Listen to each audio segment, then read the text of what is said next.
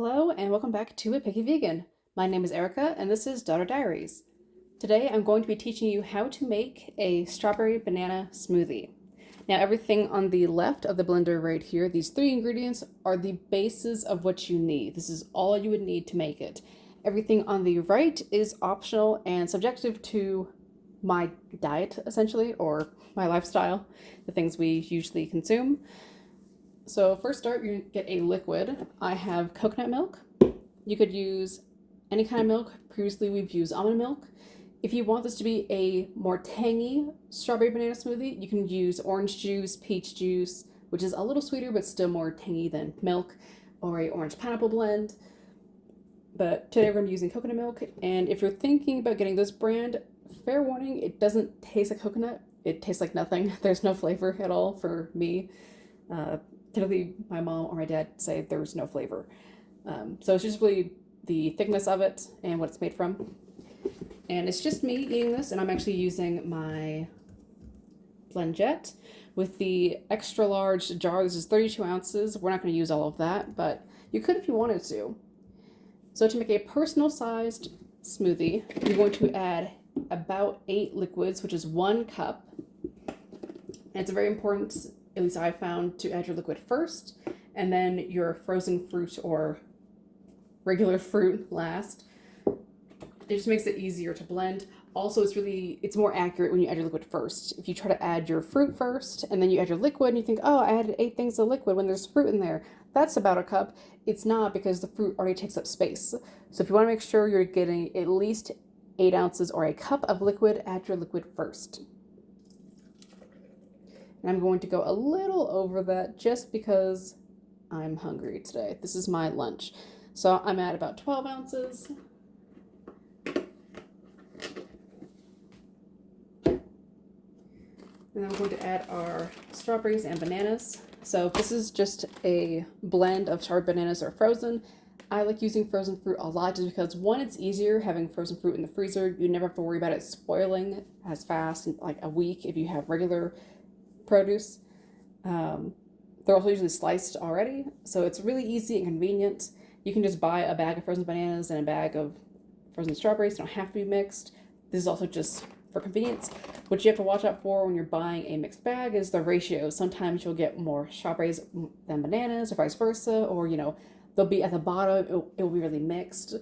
And this one's actually pretty low, and there's more bananas because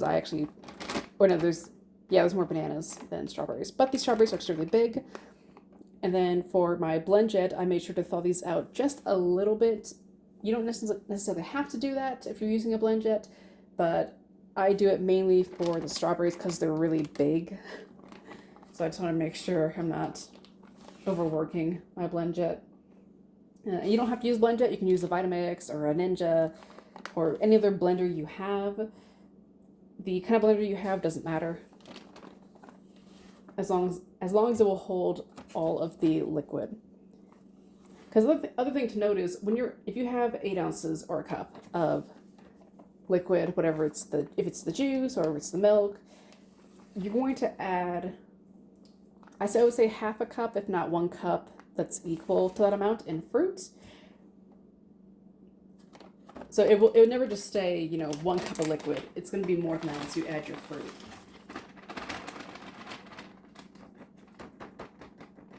Okay, and that's the entire bag, and I have a smaller bag here of strawberries just because I looked ahead of time and saw, yeah, there's not enough strawberries. The beauty of the smoothie really is the ratio of strawberry to banana.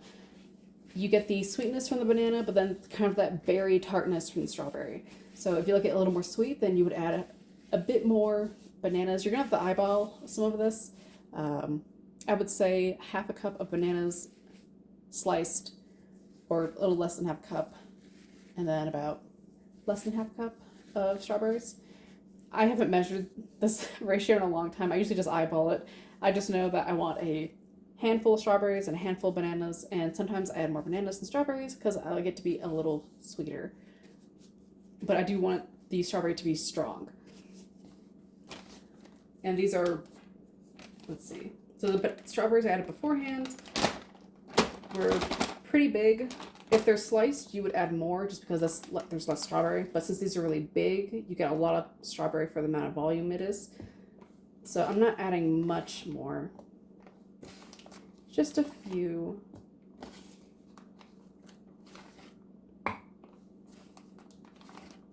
Okay, and that's probably enough.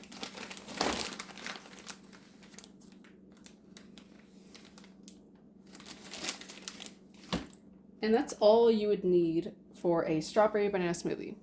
Your base, which is either a milk or a juice, and then the strawberries and bananas. Now, the things we're adding that are on the right of the blender, which we're gonna move this to the side, these are all optional, but these are the things I add that are very healthy and they're good for you. Something that I always add, no matter what flavor of smoothie I'm making, is some kind of emergency. And I'm just gonna hold it right here so you can see it. This is the strawberry kiwi flavor. If you don't have strawberry kiwi, or if you can't find it in the store, you can use raspberry. If you decide to even add this. If you want to read this, make sure you pause. You know, if I'm making a different flavor, like my orange cream, then I'll add the super orange emergency. And then normally I would add all my powders first before I add my fruit, but I added the fruit first just so you could see what a base for strawberry banana would look like without all the extra stuff that you don't have to add. And then some MCT oil. I hear this has some of the same benefits as flaxseed oil, which is what we usually used to use, but we're trying this out. And just a squirt. Doesn't have to be a lot. You can just eyeball it. Oops, I don't know if you saw that. And then I'm adding some protein powder. This is pea protein. Previously, we have used rice protein, and it's vanilla flavored. We also used to use vanilla flavored rice protein. And for this, I don't know what size scoop this is, and I'm not using the entire scoop because it is a massive scoop. So I use half of the scoop, and I'm gonna say that's maybe 1 tablespoon of powder, if not maybe half a tablespoon.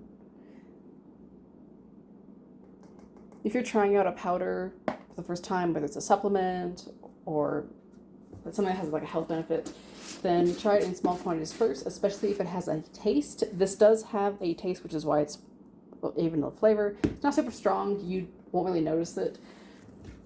But just in case, and you're not really sure, if you've never had it before, then definitely try it in small amounts. I would say 1 teaspoon to start, or maybe half a tablespoon. And then this is collagen. This is good for your hair and nails. This is what my dad says.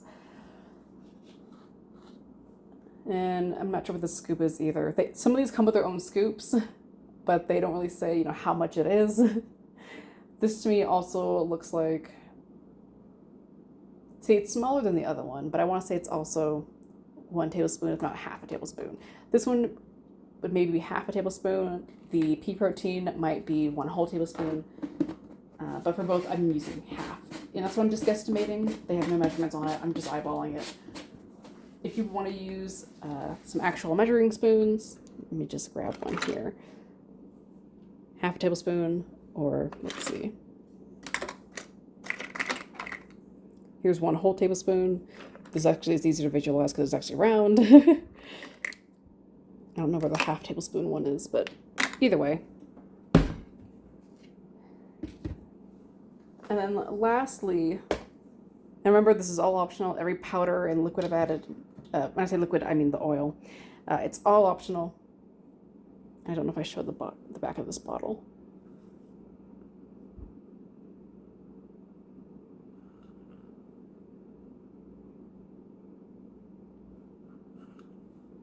Okay. But that's all optional. This is moringa leaf powder. This is also something that's supposed to be really good for you.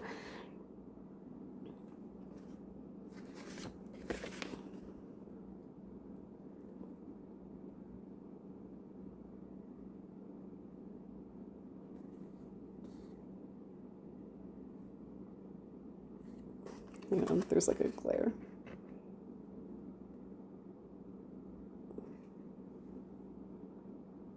There we go. All right. So this one, once again, you guessed it, came with this, I don't know, it actually may not have came with a scoop, but we have several scoops that are usually from a bunch of these powders. And we just have them in the drawer and we just use these, but it's another one that isn't labeled. This, I want to say, is definitely, I'm only going to use probably 1 teaspoon of this. This is very strong. Do not add a lot of this. And even that might be a little too much. Thankfully, strawberry banana is a really strong combo, so I'm not worried. But if you've never tried it before, this is definitely the one where you do 1 teaspoon or half a teaspoon of moringa powder. Is very, very strong. You can, you know, put it in your smoothies and yogurts, and you can make tea out of it, or put it in your tea. I forget. It's one of the two, if not both. And that's all the optional stuff that we're adding today. Well, all the optional stuff that's on screen. Something else that is also optional that you could add that I made yesterday was I added some strawberry ice cream made from oat milk from the brand So Delicious. That's the same brand that makes the coconut milk. That's just because we had it in the freezer. It's been there for a minute. It didn't spoil it or anything, but I noticed no one was eating it, so I decided to just add it to my smoothie. Adding a ice cream or a yogurt, and technically yogurt is usually healthier, is nice to add to smoothies because it makes it thicker. And who doesn't love a thick smoothie, frankly? So you could add, and that worked out really well yesterday. So you could add that brand of strawberry ice cream or some other brand of strawberry ice cream. And it doesn't have to be ice cream, it could be yogurts. And for this flavor, it doesn't have to be strawberry flavored. You know, you could do vanilla ice cream or vanilla yogurt. It's really up to you. And if I were to add ice cream, aside from the one I used yesterday, we have a no sugar added vanilla coconut ice cream from So Delicious. And let me rephrase that. It's vanilla ice cream made from coconut milk. It only has, for the whole container, 4 grams of sugar, which is pretty good. So I would add that for just a little bit of thickness, a little extra vanilla. But adding ice cream or yogurt is not necessary whatsoever. You know, if you have an ice cream in there that you want to maybe get rid of because no one's eating it, but you don't really want to have it by itself, you can let it thaw out for about 30 minutes or so, maybe less or more. So it's a little softer, it makes it easier to spoon, and it's a little easier to blend, and that's something you could add to your smoothies. And there's no real health benefit to it, except for it just makes smoothies nice and creamy and thick. With that out the way, with everything added, let's go ahead and blend it.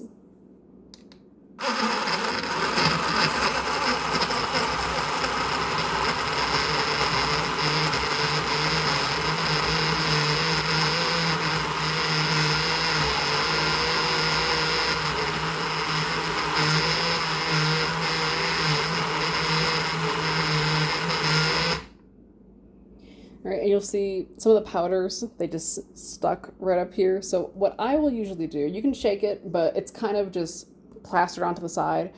So I'm gonna shake it just to show.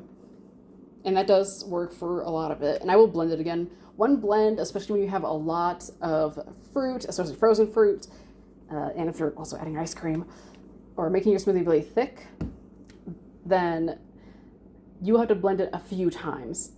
The blend jet goes for about 20 seconds, I believe. If you're using a regular blender, then you just have it steady on the entire time until you see that it's blend. And how you can tell if it's blend is the stuff up top should be able to go through to the bottom and recirculate several times.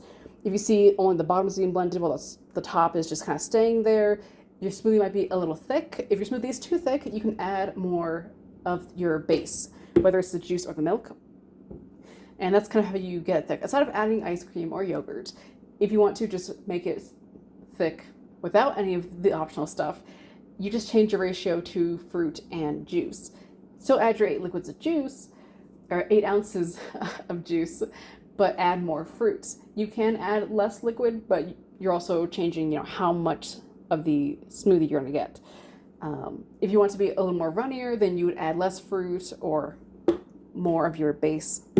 So mine's actually a little runny. I might add the rest of the strawberries. Usually I would add more of the bananas because it's just sweeter, but that's personal preference. And then there's still a little bit of powder on the side. If you don't care too much about that, if you did add some kind of powder, it can just stay there. But if you do, you can take the straw you're going to use to drink out of and just kind of push it down the sides, just kind of scrape it, and it'll blend just fine. But shaking works pretty well. And let's blend it one more. Oh, no, I'm going to add strawberries real quick. I've only blended it once, so I can already tell it's a little runnier than I would like. So I think there's probably 5 strawberries left, and we're just gonna chuck them in. And you can add more strawberries instead of bananas. It's just usually I would add the fruit that's sweeter. All right, so we're gonna need strawberries probably, and they're also really soft. That's the other thing too. Aside from changing your ratios of fruit to liquid to get a thick smoothie, or adding some kind of yogurt or ice cream, using frozen fruit is also a really good way to make a thick smoothie. Or if you wanted to use fruit that's already thawed out or that you just bought from the store that isn't frozen, you can also add ice. I usually don't like doing that because it's just water. I would rather add more of the fruits to make a stronger flavor. There's nothing wrong with it, it's just a personal preference. You could add crushed ice and that will make it thicker as well. So there's a couple different ways you can make thick or runny smoothies.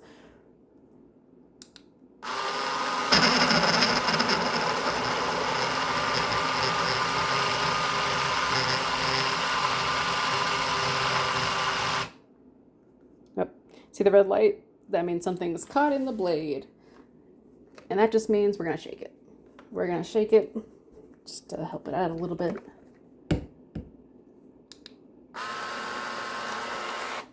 Yeah, I heard it.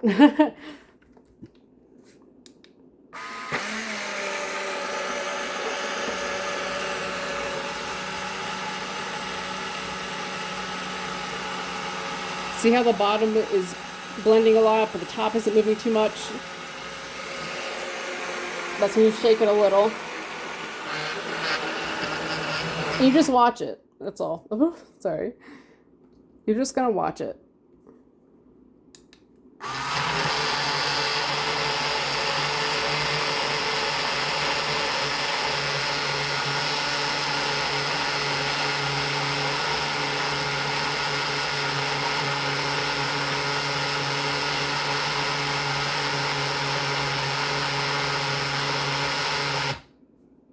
Because you definitely want to make sure that everything is blended together nicely. You can blend it less if you want it to be a little chunky with little bits of fruit. Normally, I don't do that. I like everything to be really smooth. It's really personal preference. Typically, you want to make sure everything's blended.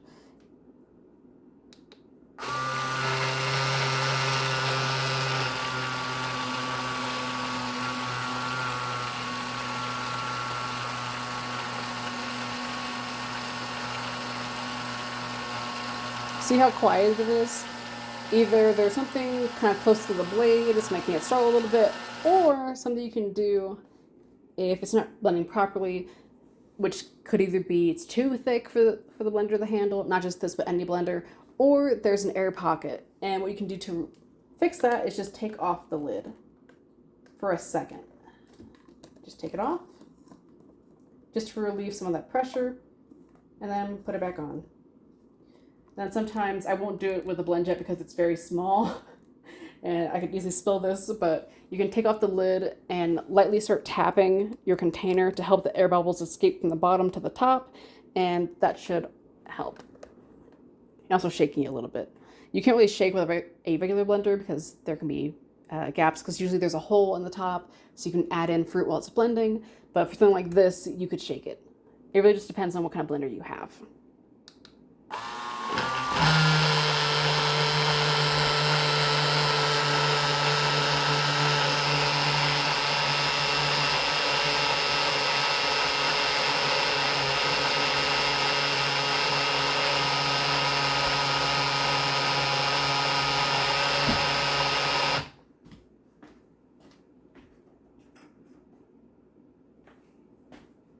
Okay, and I think that is done.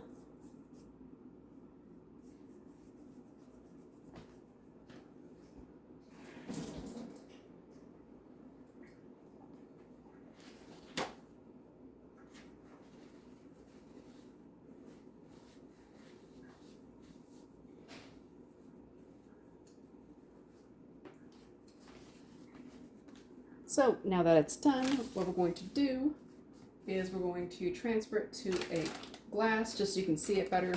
That's something you don't have to do if you're using a blender, for example. You can just drink straight out of it. That's what I do normally. I pretty much never transfer it to a glass. Or if you're using the Ninja, I believe they're also made to where you can just drink out of it. But I want you to be able to see it better. Now, what's worrying is this might be a lot. I might need a bigger glass. This is the thing. I was not thinking about transferring to a different glass. Which is kind of the nice thing about the blender. You don't have to do that.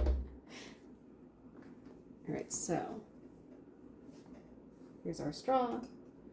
I like my straw short because this cup's already really tall and I sit at my desk.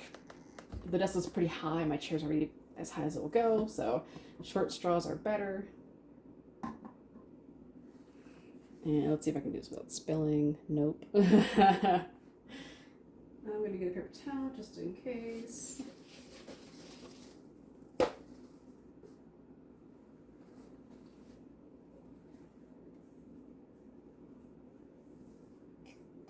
hold this off to the side.